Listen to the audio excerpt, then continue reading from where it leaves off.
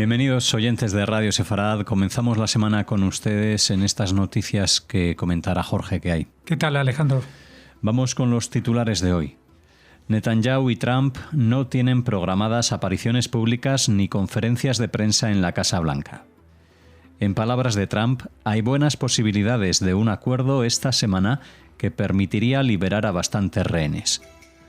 Un alto comandante de Hamás afirma que el control del grupo sobre Gaza se ha derrumbado por completo. Israel lleva a cabo ataques contra centrales eléctricas y puertos controlados por los hutíes en todo Yemen.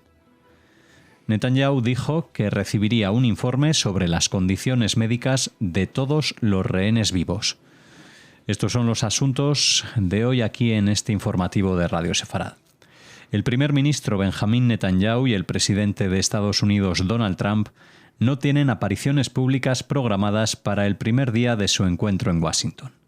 Incluso la llegada de Netanyahu a la Casa Blanca a las 6:30 de la tarde, hora local, ha estado cerrada a la prensa según la agenda de la Casa Blanca. Luego ambos tendrán una cena privada junto a sus esposas. A diferencia de las dos visitas anteriores de Netanyahu este año, no hay una conferencia de prensa ni una oportunidad en la oficina oval para tomar fotografías y hacer preguntas programadas. Antes de su cena con Trump, Netanyahu tiene previsto reunirse con el secretario de Estado norteamericano, Marco Rubio, y con el enviado especial de Estados Unidos a Medio Oriente, Steve Witkoff, en Blair House, donde se aloja el primer ministro frente a la Casa Blanca, a las 4:30 de la tarde hora local. El martes, Netanyahu tiene previsto reunirse con el vicepresidente estadounidense J.D. Vance y con miembros del Congreso en el Capitolio. El miércoles tiene previsto reunirse con el secretario de Defensa, Pete Hegseth, en el Pentágono antes de organizar una gala para líderes de la comunidad judía y evangélica regresando a Israel el jueves. Bueno, esta es una visita no muy larga, pero sí muy intensa, porque ya vemos de que se va a reunir el primer día, es decir, hoy, pero cuando llegue en horario de Estados Unidos, por la tarde-noche, con varios representantes, los más importantes, con Marco Rubio, con Steve Witkoff y también al día siguiente con el vicepresidente y con el ministro o secretario de Defensa Pete Hegseth.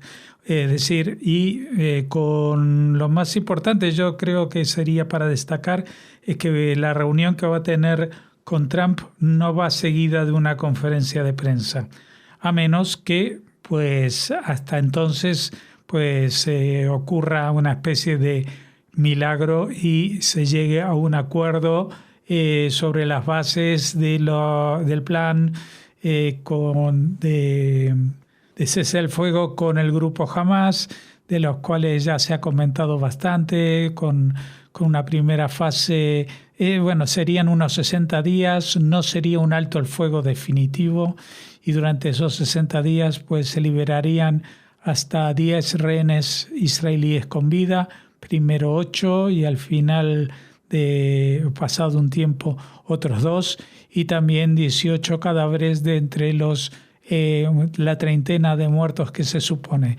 Con esto, pues, teóricamente, en 2 meses se tendría que recuperar vivos y muertos más o menos a la mitad de los israelíes que todavía se encuentran en esa situación en manos de Hamás, una 50 de personas.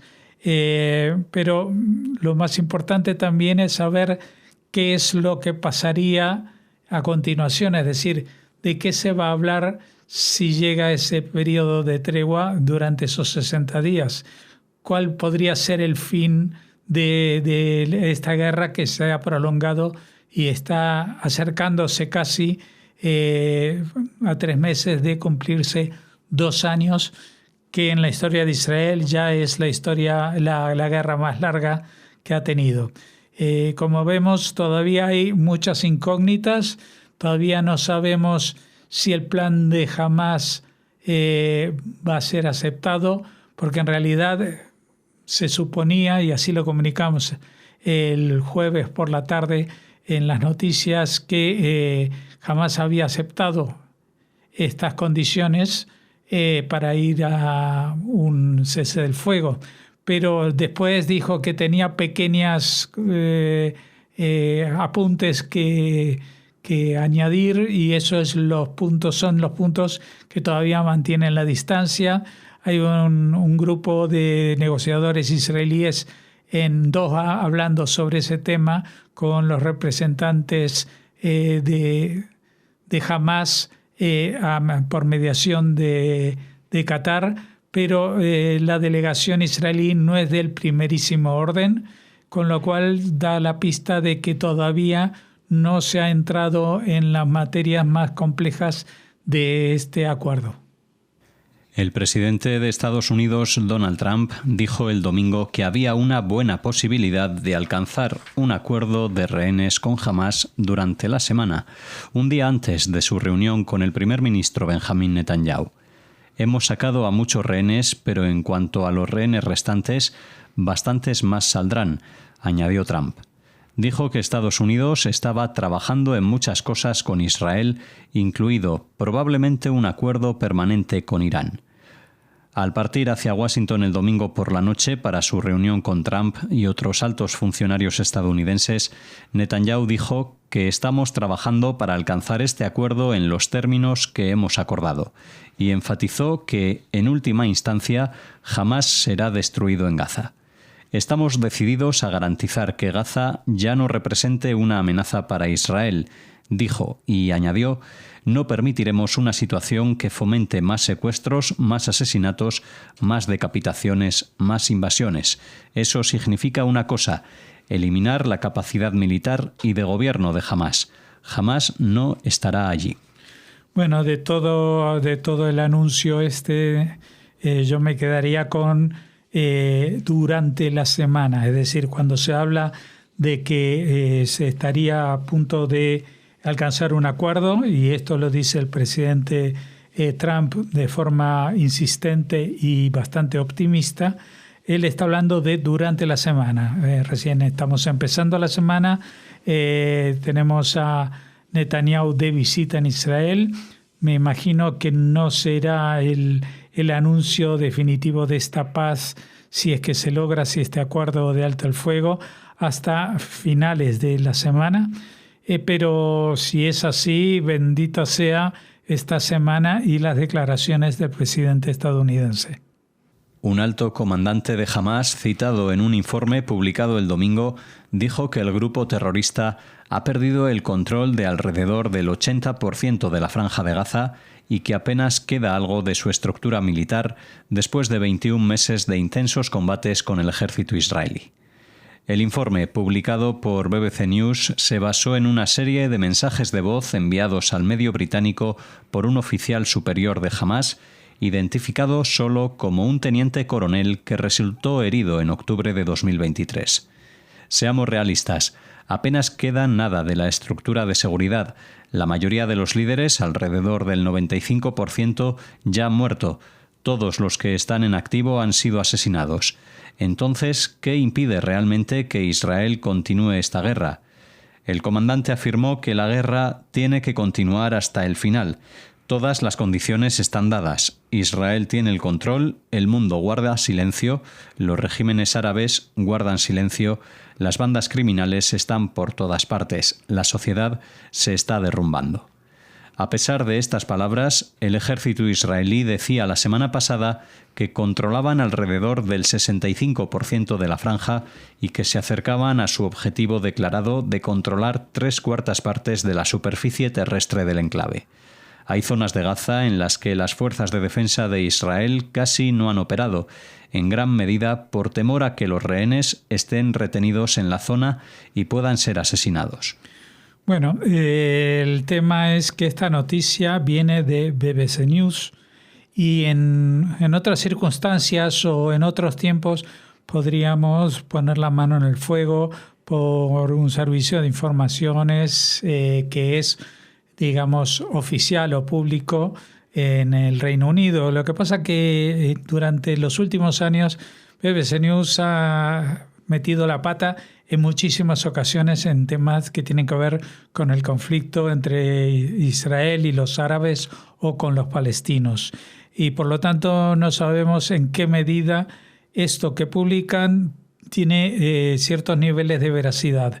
De momento, el citado comandante, que aunque dice que fue herido al principio de la guerra, pues el hecho de que él esté vivo supone que ese porcentaje es muy extraño, ¿no? Si está diciendo de que el 95% de los oficiales han muerto, de los líderes, justo él es el único que ha sobrevivido y que da las cifras como que Hamás está totalmente destrozado. Él habla del 80%, Israel habla del 65%, y por otra parte hay otras noticias que apuntan al 75%. Sea cual sea la cifra real, evidentemente Israel durante todo este tiempo no ha estado mirando al cielo, sino que ha estado operando para destruir todas las infraestructuras y todo el personal posible de Hamás. Pero hay una parte que es la parte más difícil y la que ha llevado a que esta operación o guerra se continúe durante tantísimo tiempo. Israel nunca había estado inmerso en una guerra tan larga y las posiciones en las que estaba un mes o 2 meses después de la guerra evidentemente hablaban de una victoria militar, pero Israel tiene un problema, que es los rehenes que mantiene el grupo terrorista y que para Israel son tanto o más importantes que los alcances de conquistas territoriales o de las bajas en el ejército de los terroristas. Entonces, aunque solamente quedase un 5% de toda la franja de Gaza por ser dominada, en ese 5% seguramente estarían concentrados los todavía rehenes con vida y seguramente también muchos de los cadáveres de los que han muerto, ¿no? Porque en los otros sitios, cuando se ha incursionado en los túneles, se ha ido a la búsqueda de esos cadáveres que hasta ahora no han aparecido. En su mayoría se supone que hay todavía una 30 de ellos. Bueno, la situación, por lo tanto, parece como que la BBC está haciendo propaganda de una forma de ver que Israel no tiene ningún sentido que Israel prosiga su batalla en Gaza porque ya han ganado y ya han reganado, pero para Israel no es así. Hasta que no reciban los cadáveres y a las personas que están con vidas que han sido secuestradas. Ese es el punto final de la guerra, no antes.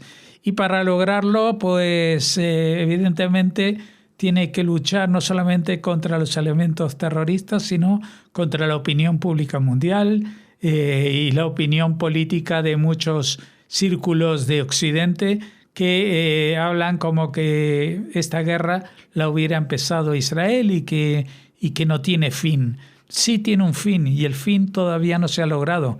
Lograr liberar a las personas que han sido secuestradas, los civiles, y también hay algunos militares que seguramente son la mayoría de ellos cadáveres, pero que para Israel son tanto o más preciados que cualquier otro tipo de victoria militar. Israel llevó a cabo extensos ataques contra objetivos hutíes en Yemen durante la noche del domingo al lunes, poco después de emitir órdenes de evacuación para varias zonas del país. Horas después, los hutíes lanzaron 2 misiles balísticos contra Israel. Los ataques a los hutíes tuvieron como objetivo múltiples objetivos en Yemen, incluidos los puertos de Jodeida, Ras Isa y Salif, y la central eléctrica de Ras Katif. Los ataques aéreos también alcanzaron el buque Galaxy Leader, que fue secuestrado por los hutíes en noviembre de 2023 y utilizado para vigilancia marítima y planificación operativa. Los hutíes tomaron prisionero el barco y su tripulación de 25 personas procedentes de Filipinas, Bulgaria, Rumanía, Ucrania y México en noviembre de 2023 y recién los liberaron en enero de 2025. Israel afirmó que los hutíes instalaron un sistema de radar en el barco y lo están utilizando para rastrear buques en el espacio marítimo internacional con el fin de promover las actividades del régimen terrorista hutí. Horas después de los ataques aéreos, los hutíes dispararon 2 misiles balísticos contra Israel, lo que hizo sonar las sirenas en varios asentamientos del sur de Cisjordania sin que se reportasen impactos ni heridos. Bueno, el tema de los misiles balísticos de los hutíes ha estado presente incluso en las últimas semanas e incluso después de acabada la guerra de 14 días con Irán. Los hutíes siguen disparando y como seguían disparando, pues Israel los atacó y evidentemente respondieron con lo que podían, con 2 misiles balísticos hacia Israel que al parecer no llegaron a impactar. Israel cuenta que han conseguido atacar distintos objetivos de gran importancia en las zonas controladas por los hutíes. Ya saben que en tiempos pasados, en semanas pasadas, se atacó incluso el aeropuerto, los puertos, etcétera, etcétera. Pero aunque los hutíes estén totalmente desconectados y pierdan la mayoría de sus instalaciones, todavía se sienten con ganas de obedecer a su maestro, que es el régimen de los ayatolás, y seguir disparando contra Israel los cohetes o misiles que les quedan. Son misiles de última generación, de última tecnología, para un país el que tienen dominado en parte los hutíes, que se encuentran en una situación no solamente que no da de sí para ese tipo de armamento, sino que la propia población civil de los hutíes está siendo alimentada por Naciones Unidas. Es decir, aquí hay también una incongruencia de que las Naciones Unidas procuran el alimento que el régimen de los hutíes no les destina y los ponen también como una especie de escudos humanos para que poder seguir atacando a Israel. No sé hasta cuándo seguirá esta situación, porque hasta ahora siempre los ataques israelíes han sido de respuesta ante ataques de los hutíes. Y esta era una situación que hace tiempo también se daba con Hezbollah, que seguía disparando sin que hubiera, ataques israelíes en el Líbano cuando empezó la guerra de Hamas, o del propio Irán y las milicias pro-iraníes de Irak.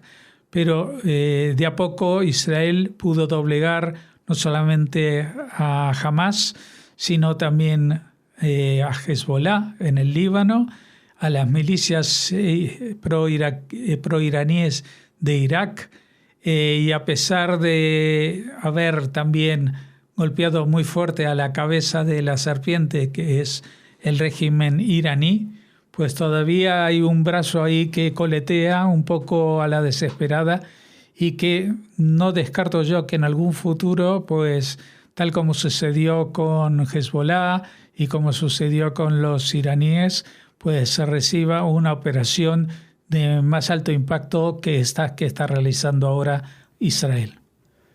Justo antes de que el primer ministro Benjamin Netanyahu partiera a Washington el domingo para reunirse con el presidente estadounidense Donald Trump, él y sus colegas de alto rango recibieron información sobre la condición médica de cada uno de los 20 rehenes vivos restantes, que probablemente servirá como base para las decisiones sobre quiénes serán elegidos para ser liberados durante un acuerdo de alto el fuego de rehenes que se ve cerca de concretarse.